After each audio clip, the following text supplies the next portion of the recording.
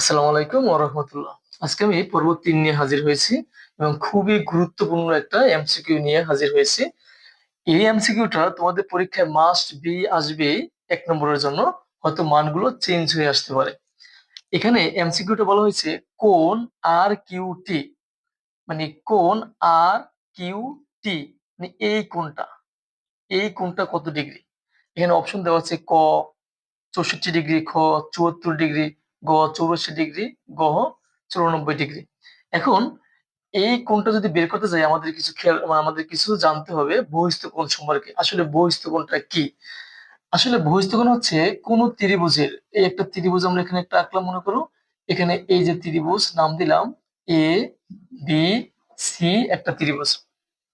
এখন এই বিসি বাহুকে যদি আমরা ডি পর্যন্ত বর্ধিত করি, এখানে একটা কোণ উৎপন্ন হয়, এই যে কোণটা, মানে কোণ A C D. A C D হচ্ছে একটা বহিঃস্থ কোণ। এর নাম কি? বহিঃস্থ কোণ। তাহলে এই যে বহিঃস্থ কোণটা কি?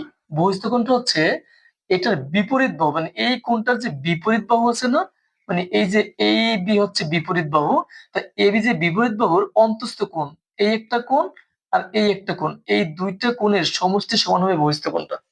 মানে অ্যাকচুয়ালি যদি বলি এখানে যদি এটা ৩০ ডিগ্রি হয়, এটা যদি ৪০ ডিগ্রি হয়, তাহলে এই দুটো যোগ করলে যে মানটা আসবে এইটা হচ্ছে বহিঃস্থ কোণ। তাহলে ৪০ আর হচ্ছে ৩০, 70 ডিগ্রি, এই 70 ডিগ্রি হচ্ছে বহিঃস্থ কোণ।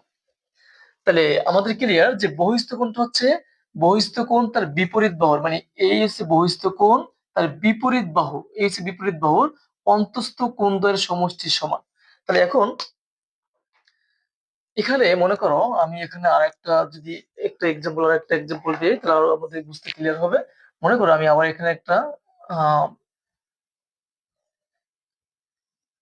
এ বি সি নাম দিচ্ছি, এ বি সি একটা ত্রিভুজ, এবং বিসি কে ডি পর্যন্ত বর্ধিত করলাম। তাহলে বর্ধিত যদি করি, তাহলে এই কোণটা যদি 80 ডিগ্রি হয়, এই কোণটা যদি 40 ডিগ্রি হয়, তাহলে বলতো এই কোণটা কত ডিগ্রি হবে? তাহলে এখন এ সি ডি এই কোণটা কি কোণ? বহিঃস্থ কোণ। তাহলে বহিঃস্থ কোণ হবে কি? তাহলে বিপরীত বাহু, তাহলে বিপরীত বাহু হচ্ছে কি আছে, এই হচ্ছে বিপরীত বাহু, এর অন্তস্থ কোণ, এই একটা কোণ এই একটা কোণ, অন্তস্থ কোণ দ্বয়ের সমষ্টি সমান। তাহলে ৮০ এবং ৪০ যোগ করলে হবে ১২০ ডিগ্রি, এই ১২০ ডিগ্রি হচ্ছে তার বহিঃস্থ কোণ। ক্লিয়ার? আসলে বহিঃস্থ কোণ সবার ক্লিয়ার হয়েছে। এখন দেখো এখানে যদি খেয়াল করি, পি কিউ আর এস একটা চতুর্ভুজ। আমরা জানি যে কোনো চতুর্ভুজের বিপরীত কোণ দ্বয়ের সমষ্টি হচ্ছে ১৮০ ডিগ্রি। মানে এই কোণটা আর এই কোণটা যদি যোগ করি ১৮০ ডিগ্রি হবে, এই কোণটা যদি যোগ করি ১৮০ ডিগ্রি হবে।